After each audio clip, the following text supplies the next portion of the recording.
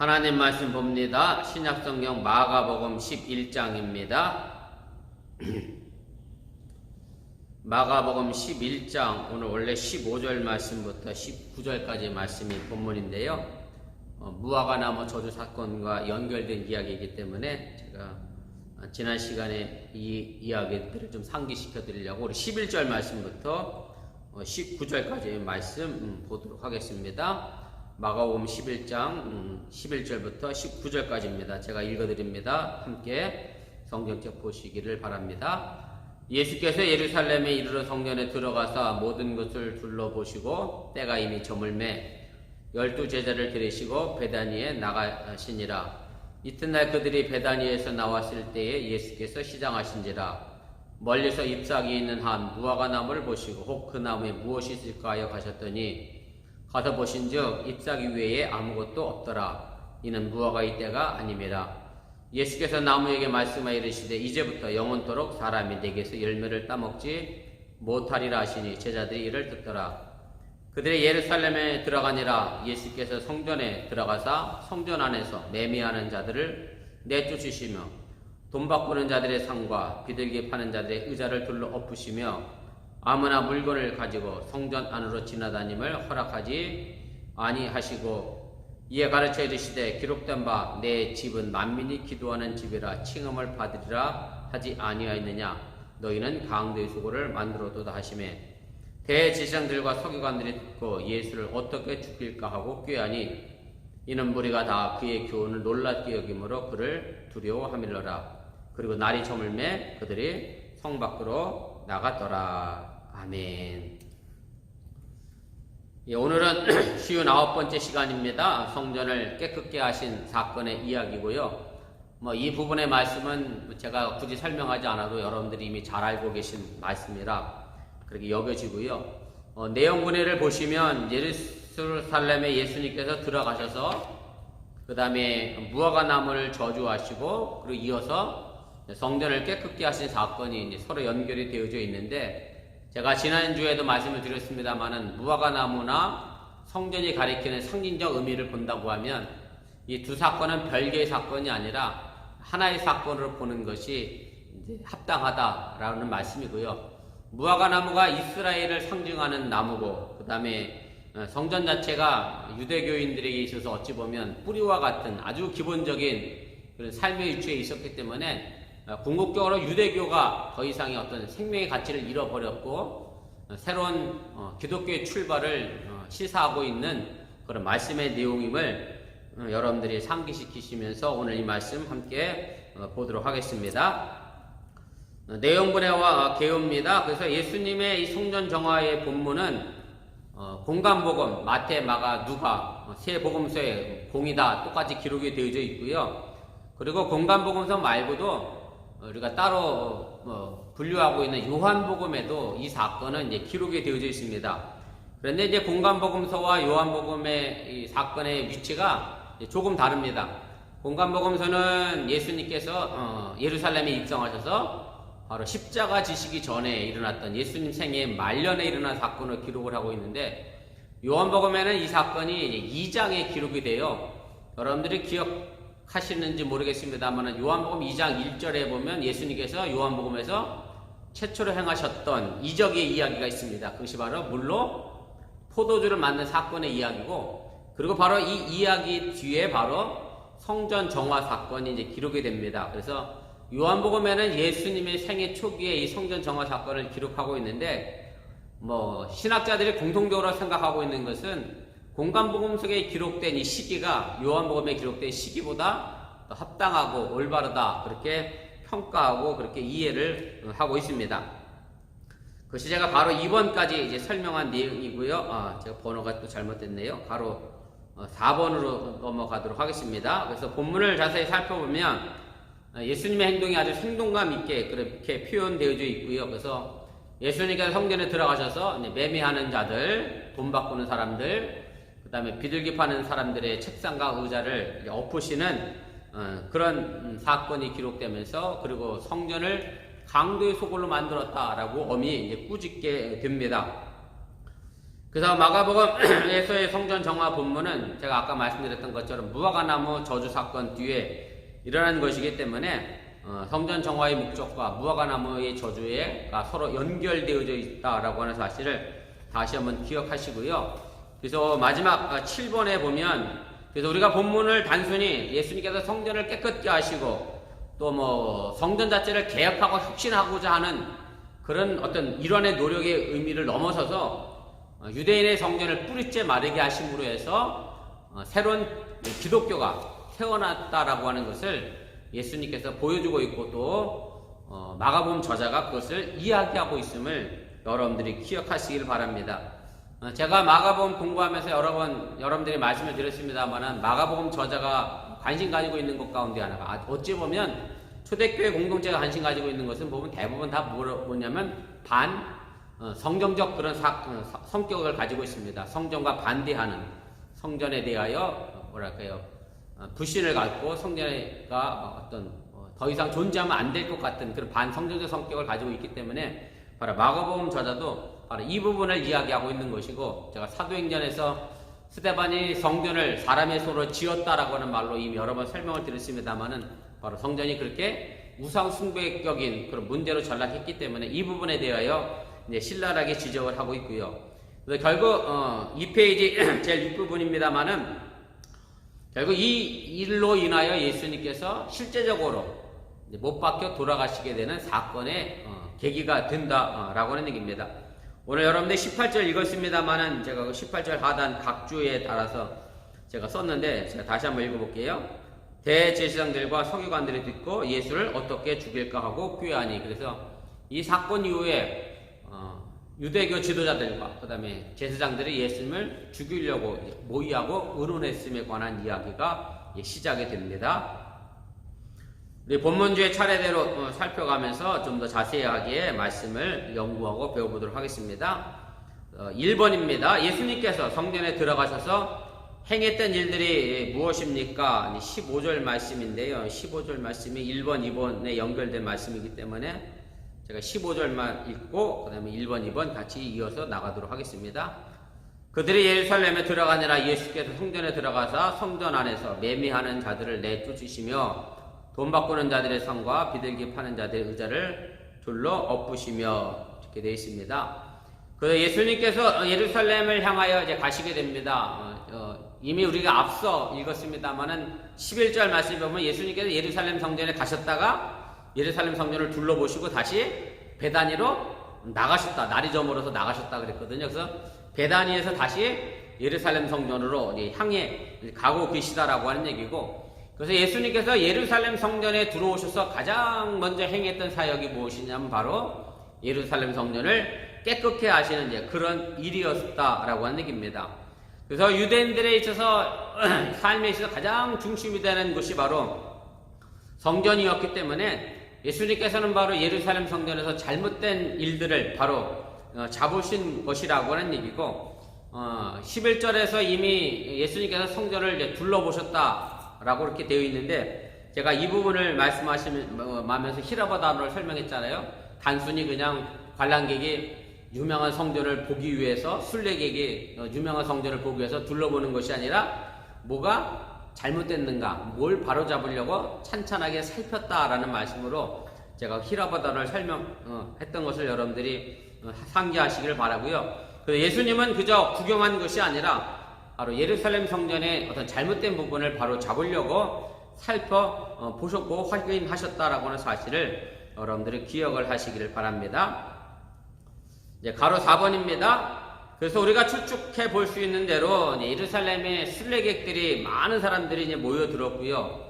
또 경건한 사람들은 올바른 제사를 드리기 위해서 희생제사에 필요한 짐승을 이제 구해야 했는데, 근데 이것이 사실은 자신들이 짐승을 고향에서부터 끌고 와야 되거든요. 그런데 뭐 지금처럼 뭐 좋은 차에 태워서 이렇게 가지고 오면야 짐승이 상처가 없겠습니다만은 그걸 줄에 매서 끌고 고향에서부터 예루살렘 성전까지 몇 날 며칠을 가야 하기에 중간에 당연히 흠이 생길 수밖에 없고, 그러다 보니 자연스럽게 짐승을 끌고 가기보다는 어디서 예루살렘 근처에서 흠없는 짐승을 구해야 하는 그런 상황이 생겼기 때문에 예루살렘 성전 근처에 이제 이런 매매하는 그런 장소가 필요하게 됐다. 그것이 공급과 수요가 서로 이제 맞아떨어지게 됐다. 뭐 그렇게 이해하시면 되겠습니다.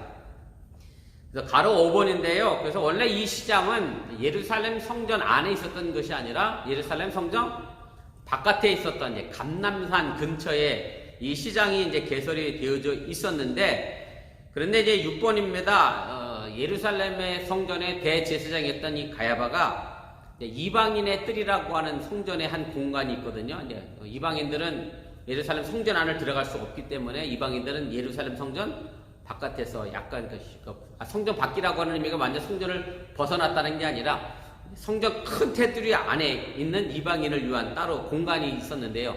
그 이방인의 뜰, 일종의 보면 우리 UMC 보면 한 주차장쯤 되겠죠. 저 아랫부분에 있는 주차장쯤. 그 이방인의 뜰을 바로 매매하는 장소로 바꾸어 놓았다라고 하는 얘기고, 그래서 감람산에 있었던 그 시장과 경쟁하도록 그렇게 만들었고요. 결국 이방인의 뜰에서 장사하는 사람들은 그 권리를 어디다 냈겠어요? 권리금을, 한국식으로 권리금을 당연히 예루살렘 성전 안에 있던 대제사장들과 제사장들에게 일종의 헌납할 수밖에 없는 그런 구조였기 때문에 이제 어쨌든 성전의 당국에 의하여, 제사장들에 의하여 이 장사하는 곳이 묵인되었고, 또 일부 품목은 독점적이었기 때문에 말 그대로 비싼 값에 소비자들의 물건을 살 수밖에 없는 그런 구조를 이제 만들게 됩니다. 자, 예수님께서 분노하셨던 이 세 불의 상인들이 언급이 되는데요. 2번입니다. 그래서 구체적으로는 이렇게 돼 있어요. 그냥 매매하는 자들, 그 다음에 돈 바꾸는 자들, 그 다음에 비둘기 파는 자들, 이렇게 언급이 됐는데, 뭐 매매하는 자들이 구체적으로 어떤 물건을 매매했는지는 뭐 알 수는 없습니다만은, 그러나 돈 바꾸는 자들과 비둘기 파는 자들은 우리가 쉽게 이 부분에 대해서는 우리가 이해를 해볼 수가 있습니다. 그래서 성전 안에 왜 돈 바꾸는 자들이 필요했느냐 하면, 예루살렘의 성전에 들어가면 이스라엘 백성들은 항상 뭐를 냈느냐면 성전에 대한 세금을 냈어요. 성전세를 냈어요. 글쎄요, 이건 헌금하고는 좀 다른 거고 의무적으로 모두가 내야 되는 그런 세금이었기 때문에, 그것이 출애굽기 30장 13절부터 16절에 보면 이것이 언급이 되어 있어요. 20세 이상의 유대인 남자들은 예루살렘 성전에 들어가면 성전세를 내야 되는데, 이제 문제는 뭐냐면 성전세를 뭘로만 받았느냐면 이스라엘이 쓰는 화폐 단위인 세겔로 받았어요. 그런데 이스라엘 백성들이 이스라엘 나라의 안에서 쓰면 당연히 뭐 세겔이 당연히 세겔을 썼겠지만, 그러나 외국에서 오는 사람들의 입장에서 보면 세겔을 갖고 있지 못하니까, 로마의 돈을 갖고 있었으니까, 그러니까 그 인근 지역은 결국 로마가 다 통치하고 지배하고 있었기 때문에 로마의 화폐를 유대인의 화폐로 바꿔야 하는 그런 상황이 생겨서, 그래서 세계를 바꿔주는 돈 바꾸는 사람들이 생겨날 수밖에 없었다라고 하는 얘기입니다. 그래서 이 과정에서 이제 돈을 바꾸는 사람들이 2.1%에서 4.2%의 이제 웃돈을 받고 일종의 수수료를 받고 이제 환전을 해주게 됐다라고 하는 얘기입니다. 제가 출애굽기 3장 13절부터 16절에 있는 말씀이 좀 길어서 제가 간략하게 13절 14절 말씀만 각주 3번에 달아놨는데 한번 보시길 바랍니다. 이렇게 돼 있어요. 무릇 계수중에 드는 자마다 성소의 세겔로 반 세겔을 낼지니 한 세겔은 20게라라. 그 반 세겔을 여호와께 드릴지며 계수중에 드는 모든 자 곧 20살 이상 된 자가 여호와께 드리되. 그래서 20살 이상 되는 모든 사람들은 이제 반 세겔의 성전세를 내야 했기 때문에 자연스럽게 돈 바꾸는 사람들이 예루살렘 성전 안에 있을 수밖에 없었다라고 하는 얘기입니다. 그런데 이제 일부 학자들이 이 부분에 관하여 어떻게 얘기하느냐면, 여기서 돈 바꾸는 사람들은 일종의 뭐랄까요, 월급 사장이라고 보는 거고요. 실제로는 그 이스라엘 부자들이 고리대금업을 하기 위하여 이제 이 사람들을 성전 안에 이제 상주시켰다라고 주장을 하게 되는데, 뭐 어느 정도 일리가 있는 그런 말이라고 생각이 되어지고요. 그래서 이제 가로 4번을 썼습니다만, 실제로 메남이라고 하는 열심당원 지도자, 가룟 유다도 열심당원이었잖아요, 예수님의 제자 가운데. 메나미엠이라고 하는 이 열심 지도자가 이제 기원후 66년경에 이제 반란을 일으키면서 돈 바꿔주는 이들의 부채 문세를 없애라고 한 적이 있었기 때문에 결국 고리대금업자들이 예루살렘 성전 안에서 제사장들에게 결탁하여 이런 문제를 만들어냈던 것을 우리가 추측해 볼 수가 있습니다. 5번입니다. 그래서 예수님께서는 이제 모든 사람이 기도해야 될 거룩한 성전이 돈 바꾸는 사람들과 잔사꾼의 사업터가 된 것을 용납할 수 없었다라고 하는 얘기입니다. 그 다음에 이제 비둘기 파는 사람들이 왜 있었느냐라고 하면, 비둘기 파는 사람들은 사실은 좀 가난한 사람들을 위해 존재했었습니다. 여러분들 구약 성경의 제사 제도를 보면 좀 부자는 소를 드렸고, 그리고 좀 못하면 염소나 양을 드렸고, 그리고 제일 가난한 사람들이 이제 비둘기를 드렸는데, 비둘기는 여러 가지 용도의 제사 의식에 사용이 됐습니다.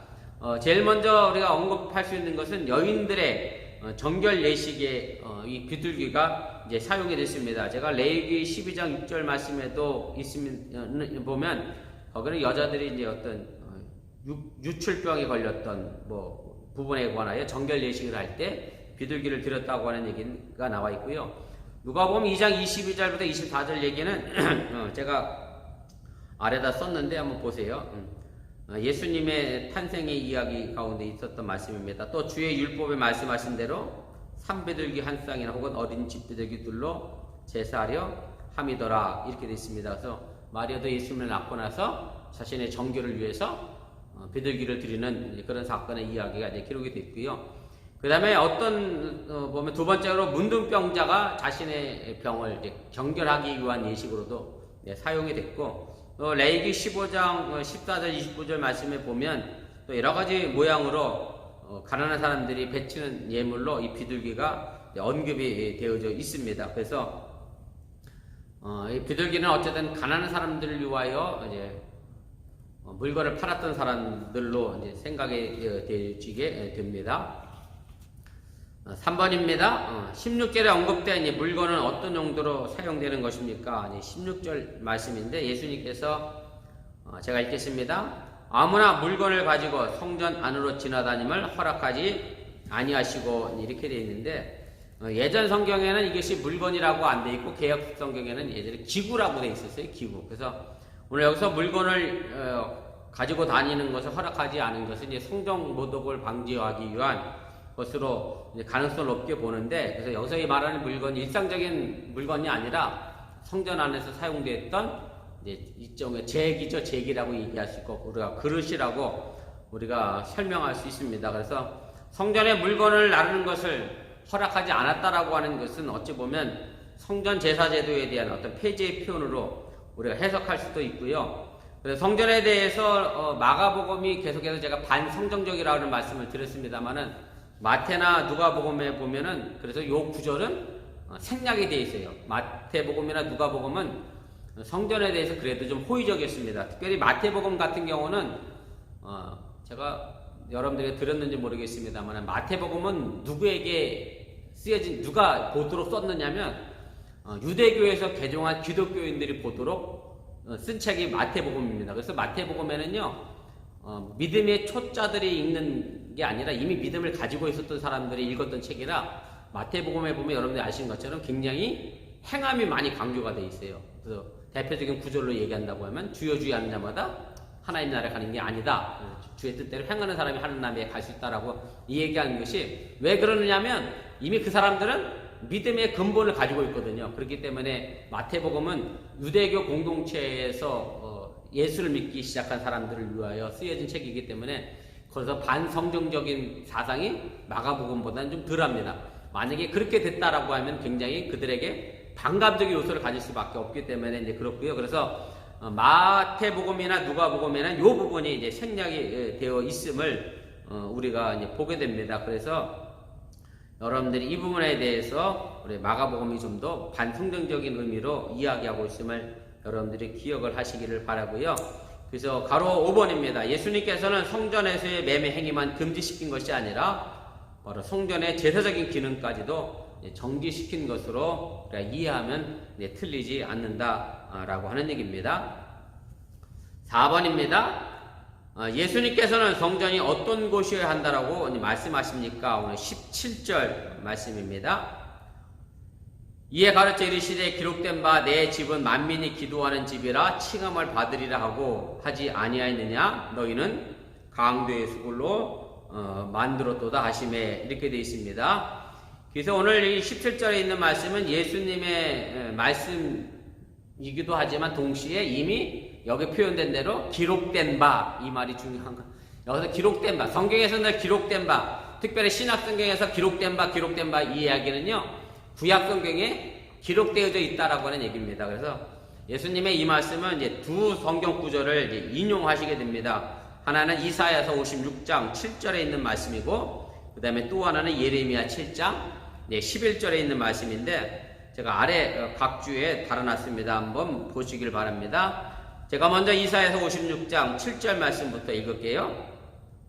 내가 곧 그들을 나의 성산으로 인도하여 기도하는 내 집에서 그들을 기쁘게 할 것이며 그들의 번제와 희생을 나의 제단에서 기꺼이 받게 되리니 이는 내 집은 만민이 기도하는 집이라 일컬음이 될 것임이라. 이렇게 되어 있고요. 그 다음에 예레미야 7장 11절입니다.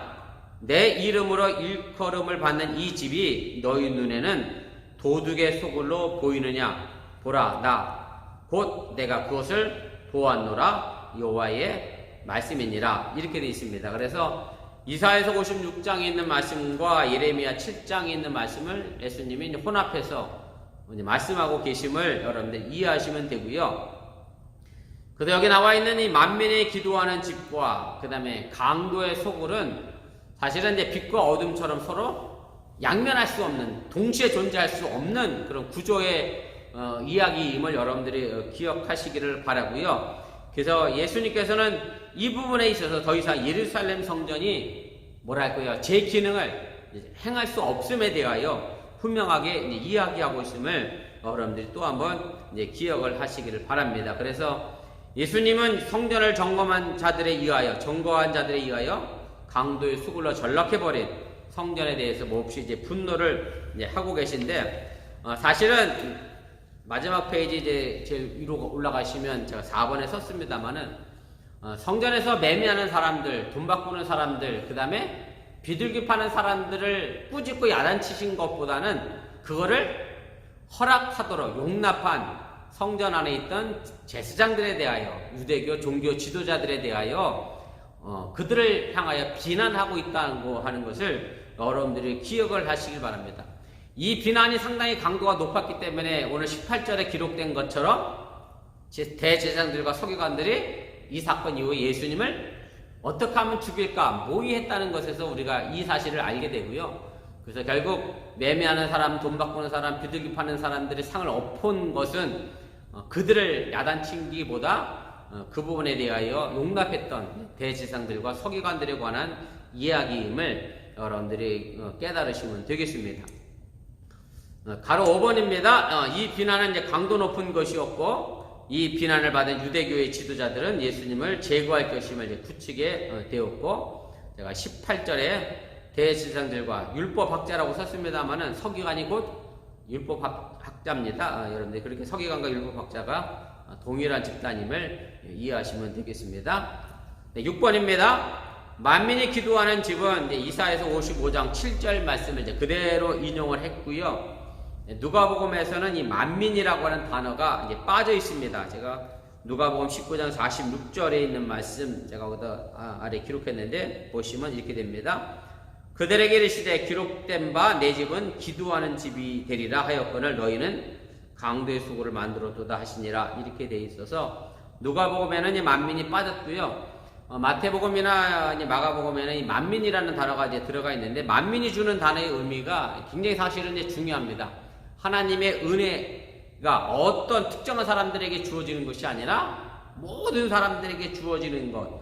다시 말하면 주의 이름을 부르는 모든 사람들에게 하나님의 은혜는 동일하게 주어진다는 그런 포괄적인 의미가 담겨져 있다라고 하는 얘기고, 흔한 말로 쉽게 말씀드리면 유대인들만이 기도하는 집이 성전이 아니라고 하는 얘기고요. 모든 이들이, 주의 이름을 부르는 모든 이들이 기도하는 집이 바로 성전이어야 한다라고 하는 얘기고, 사실 이 부분도 지금 이 시대에 와서 교회도 마찬가지입니다. 교회가 어떤 특정인에 대하여, 특정 부류나 집단에 대하여 너희는 교회 오면 안 돼, 교회라고 얘기할 수 없고요. 하나님의 은혜를 입은 모든 이들이라고 하면 교회와 예배하고 기도할 수 있는 은혜가 주어진다는 것을 여러분들 이해하시면 되겠습니다. 7번입니다. 강도의 소굴은 예레미야 7장 11절을 변형해서 인용한 말씀이고요.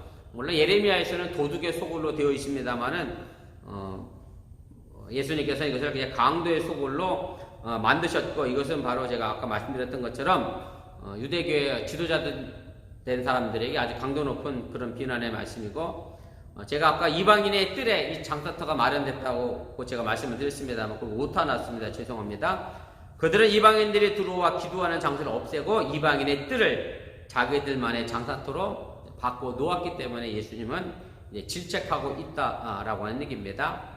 8번입니다. 예수님께서는 극단적인 비교를 통해서 유대교 지도자들을 통렬하게 비판하신 것입니다. 따라서 비난받은 유대교 지도자들은 예수님의 비난에 대해서 위협을 느끼고 음해하려고 하는 계획을 세우게 됩니다. 마지막 6번입니다. 이 마지막 6번은 물론 제가 대제사장들과 서기관들이 예수님을 두려워한 이유는 무엇입니까? 라고 했습니다만은 우리 모두가 다 사실은 예수님을 두려워해야죠. 그런 부분에 대해서 우리가 이 부분을 다시 한번 좀 생각해 보고 마무리로 말씀을 좀 정리를 해 보도록 하겠습니다. 18절입니다. 대제사장들과 서기관들이 듣고 예수를 어떻게 죽일까 하고 꾀하니 이는 무리가 다 그의 교훈을 놀랍게 여김으로 그를 두려워함일러라, 이렇게 되어 있습니다. 그래서 종교적인 권위와 건세를 가지고 있었던 이 대제사장들과 서기관들이 예수님께서 성전에서 행하신 일로 인하여 예수님을 어떻게 하면 죽일까 대하여 음모를 꾸미게 되고요. 이것이 예수님을 통해서 하나님의 준엄한 꾸짖음에 대하여 수용하고 받아들여서 그들이 회개하고 돌이키면 상관이 없는데, 그럴 마음의 자세가 없었기 때문에 이 부분이 문제가 되는 것이고, 그들 스스로가 성전을 정화시키고 깨끗게 할 수 있는 능력은 이미 잃어버렸기 때문에 예수님을 반대로 죽이려고 하는 계획을 세우게 됐다라고 하는 얘기입니다. 가로 3번입니다. 우리 그리스도인들은 늘 이런 상태가 되지 않도록 삼가 조심해야 한다고 하는 얘기고요. 그래서 이것이 대지사장들과 서기관들만의 문제가 아니라 지금 우리 신앙인들의 문제라고 하는 얘기고, 우리들 스스로가 늘 돌이켜가면서 내가 잘못된 부분이 있다라고 하면 언제든지 우리가 돌이켜서 바른 길로 걸어가야 한다라고 하는 얘기고, 내 스스로가 자정 능력을 잃어버리게 되면 우리 또한 예수님으로부터 이런 질책을 받을 수밖에 없음을 여러분들이 기억하시길 바라고, 늘 깨어있어 기도하는 저뿐만 아니라 여러분들도 되을 수 있기를 주님의 이름으로 간절히 부탁을 드립니다. 4번입니다. 대지사장들과 서기관들이 예수님에게 즉시 어떤 조치를 취하지 못한 것은 그들이 예수님을 두려워했기 때문인데, 사실은 예수님을 두려워했다기보다는 예수님을 따라다녔던 군중들이 두려웠던 거죠. 왜냐하면 예수님을 어떻게 하면 예수님을 따라다녔던 그 군중들이 자신들을 헤아리지 않을까 생각해서 예수님을 두려워했다라고 그렇게 표현이 되어 있습니다만은, 이제 문제는 이 군중들도 잠시만 예수님께 보호막이 됐지, 여러분들 아시는 것처럼 며칠 못 돼서 예수님을 십자가에 못 박으라고 외치는 그런 무리들로 바뀌게 됐다라고 하는 사실입니다. 그래서 우리가 예수님의 권위 있는 가르침에 따르는 사람이 되어져야지, 뒤로 돌아서서 배신하고 배반하여 다시 예수님을 십자가에 못 박으라고 외치는 그런 군중으로 변하지 않기를 주님의 이름으로 부탁을 드립니다. 가로 6번입니다. 예수님의 성전 정화는 그저 단순히 성전 제의를 개혁하거나 갱신하기 위한 노력이 아니라 기존의 성전에서 행하진 관행에 대한 그런 한거였고요. 이것을 바꿔 말해서 유대교에서 행해지던 종교 행태에 대한 회개의 촉구였던 것이고, 당시 유대교는 하나님 앞에서 돌이켰어야 했는데 그렇지 못했기 때문에 성전이 AD 70년경에 완전히 멸망하고 성전의 시대가 막을 내리고 끝을 내는 것을 우리가 보게 됩니다. 7번입니다. 예수님께서는 성전을 만민이 기도하는 집이라 선포하심으로 해서 유대교의 어떤 대타적인 성전관을 바꿔 놓으셨다라고 하는 얘기고, 하나님께서 소나 염소나 양이나 비둘기 같은 그런 피를 통해서 제사를 받으시는 것이 아니라 예루살렘에 있는 성전에서 뿐만 아니라 어느 곳에든지 간에 하나님 기도함으로 우리가 하나님과 교통할 수 있음을 예수님께서 열어놓으시고 선언하셨다라고 하는 사실을 여러분들이 이해하시길 바랍니다. 그리고 여러분들이 아시는 것처럼 예수님께서 십자가에서 돌아가셨을 때 지성소와 성소를 가로막고 있던 성막 휘장이 둘로 갈라지고 찢어지는 사건이 일어나게 되는데, 바로 그것이 우리가 직접 하나님과 교통하고 또 교제할 수 있는 길을 열어놓으셨다라는 그 사건으로 우리가 이해하고 받아들이면 또 틀리지 않다라고 하는 말씀입니다. 마지막 8번입니다. 우리는 예수님의 말씀 가운데 유대인뿐만 아니라 이방인들을 위해서도 복음의 문이 열어놓으신 하나님의 배려와 섭리를 깨달아야 하고요. 그래서 우리 어번교회가 모든 이들에게 열려져 있는 교회가 되어줘야 한다는 사실 또한 여러분들이 잊지 마시고, 열려져 있는 그 복음을 향하여 오늘도 한 걸음 더 나아가시길 바라고, 또 코로나 팬데믹 상황 속에서 세계에 하나님의 복음을 전하기 위하여 애쓰고 있는 우리 선교사들을 위해서도 여러분들 꼭 기억하시고 또 기도해 주시면 감사하겠습니다.